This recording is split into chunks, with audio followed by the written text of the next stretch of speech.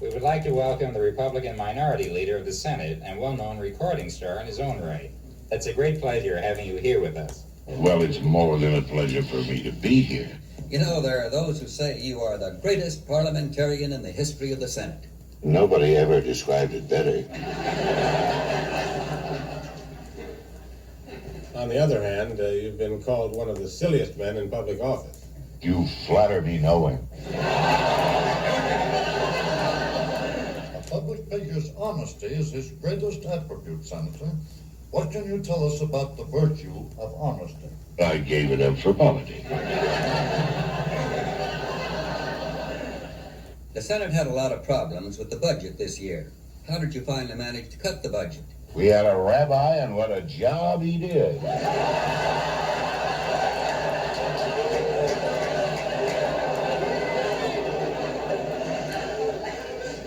We've been noticing your rather flamboyant hair, Senator. Is there anything you'd care to tell us about your barber?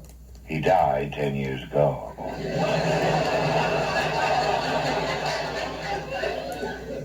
Last January, when he arrived in this country, why did you refuse to kiss President de Gaulle? Well, I don't quite know what he had in mind.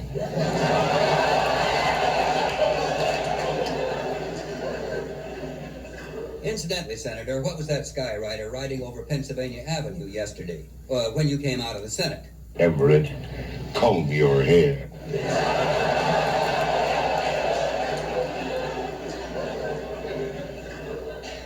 This may be indelicate. I mean, we know you never accept money for this kind of an appearance, but we'd like to offer you a 20. Put it in my wallet. What did you advise LBJ, Senator, after his recent operation when the doctors told him to slow down? Overdo it.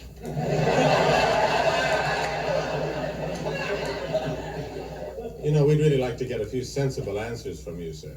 You're up against a real difficulty there. I understand you employ 200 secretaries just to handle your mail. Oh, yes. Well, about how much mail do you receive as an average? I received a postcard about 3.5 years ago.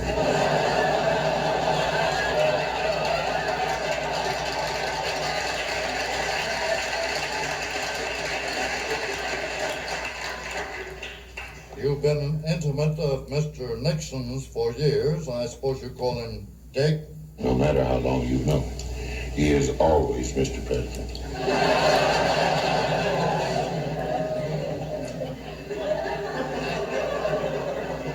We're reluctant to even mention this, but is it true that you are running a small booking operation in the rear of the Senate? Did you see that ad in the paper?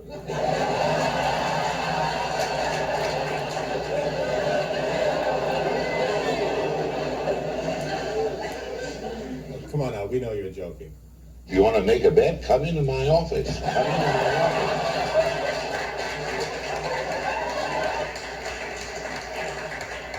You've known the Johnsons for years. Would you remember Lady Bird's maiden name? Sparrow.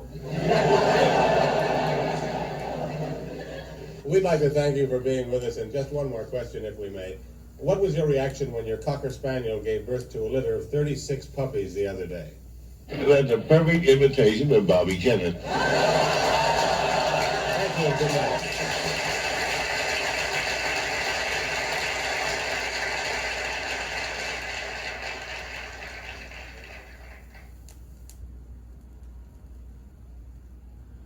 As President of the United States, we appreciate your taking time out to talk with us. I'll be glad to take any questions that you may have to ask. Well, there is a small element of rabble-rousing, narrow-minded people who think you are the worst president this country has ever had. I'm inclined to agree with some of those people. Well, then, tell us, is there any chance that you'll improve? I don't want to hold out any hopes for you that I don't have myself.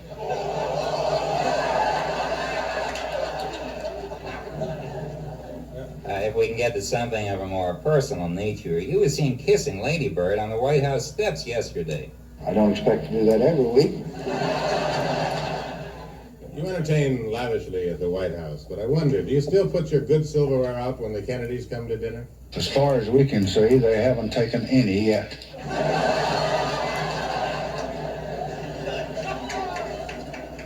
understand that because of prior commitments, Lady Bird will be unable to attend the White House ball next month. Who are you considering taking in her place? I'm asking Secretary McNamara.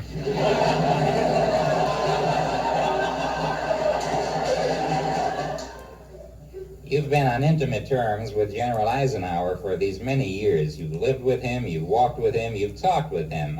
What do you think of him? We've been wasting a lot of money on West Point all these years.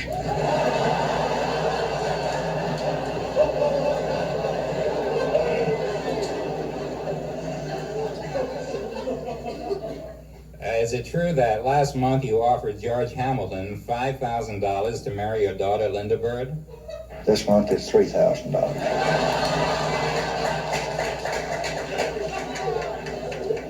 You must know young Hamilton quite well by now, having seen him around the White House so often.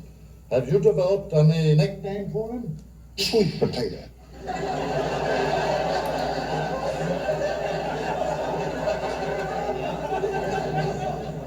We know your time is valuable, sir. We'd like to thank you for being with us today. Do you have any final word you'd like to leave with us? You never had it so good. Thank you.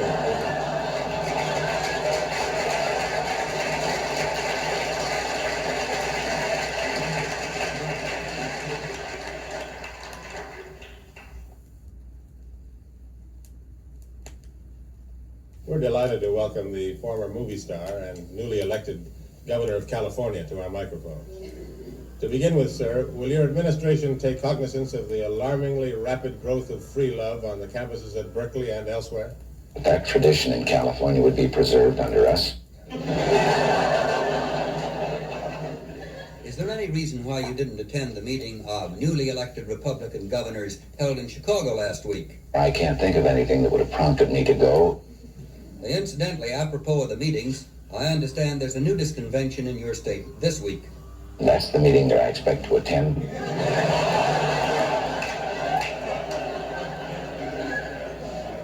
You are considered to be a very open-minded man, Governor, who doesn't hold grudges. I sure am. Incidentally, sir, where would you like to see those who opposed your election as governor? Put into cement. One thing we're curious about, Governor, could you tell us who was your political mentor? The Kaiser.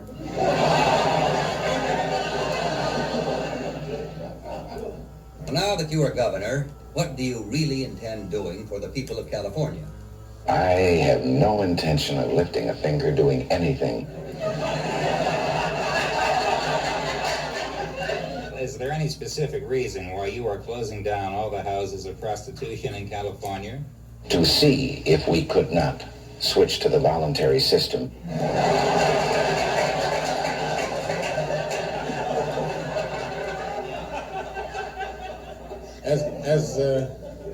As governor, you are interested in the critical social problems of your state. What have you found to be the best way to get prostitutes off the street? Bring them home.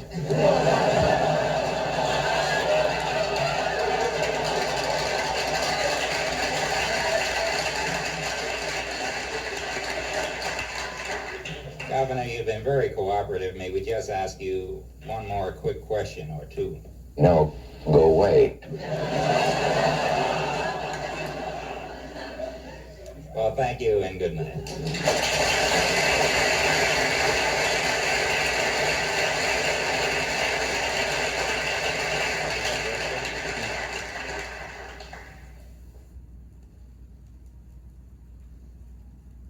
We'd like to welcome the junior senator from New York back to our microphones. It's nice to see you again. Well, it's nice to see you again. You bear a famous name. Do you, in your own mind, think that there has been anything greater or more famous than the Kennedys to come out of Boston? Yes. What is that? Beans. In the years to come, what would you like to do? Take over.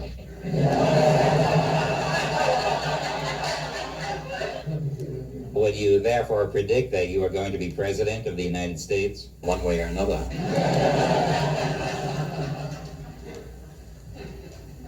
The It is said, sir, that many of your followers actually believe that you are God. Would you like me to explain why?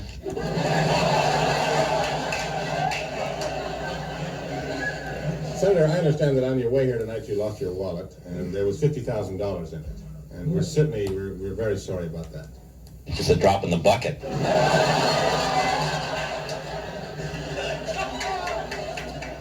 Your association with the president has been a stormy one, but we'd like to ask you some questions about LBJ.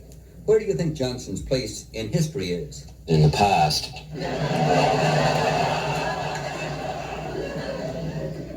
On the surface, LBJ and Lady Bird seem to be the most happily married couple. Would you know of anything that they resent about each other? Just living together. Sir, you've eaten at the White House many times and enjoyed it, I'm sure. Who cooks the food there? 40,000 Chinese.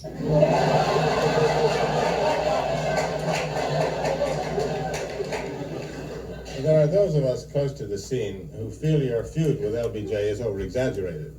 What did you tell LBJ when you met him on the street the other day? Disappear.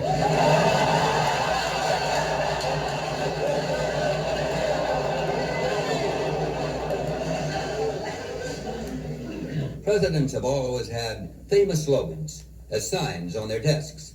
President Roosevelt's was, "In God We Trust." President Eisenhower had a sign which read, "Peace on Earth." What does the sign on LBJ's desk say? To hell with everyone.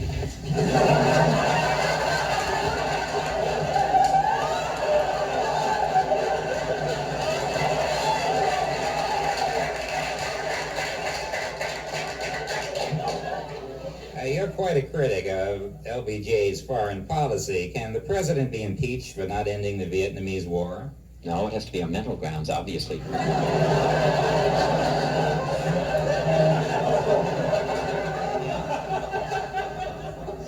Also, sir, staying on the subject of the Johnsons, what did you tell Lady Bird when she asked you if you would dance with her at the White House ball? Split. Senator, you have a house full of marvelous children. What would you say was your main expense in bringing them up? We spent $110 million, I think, on comic books last year.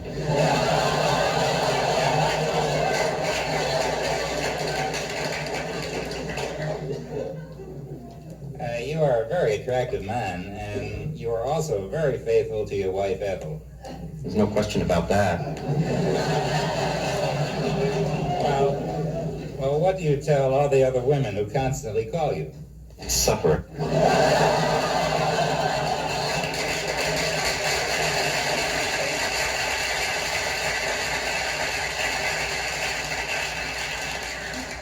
We understand, however, that before you were married, you were quite a swinger. And with your allowance, you must have gone through quite a bit of money. Almost $3 billion on dogs.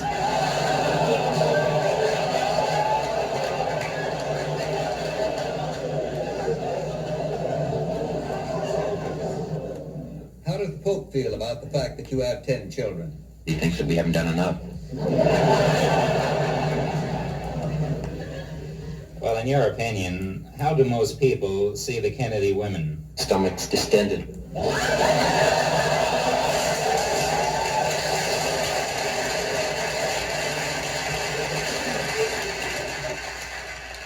One final question. We know the Kennedys are a very religious family. Sir, what is God to you? Just a relative.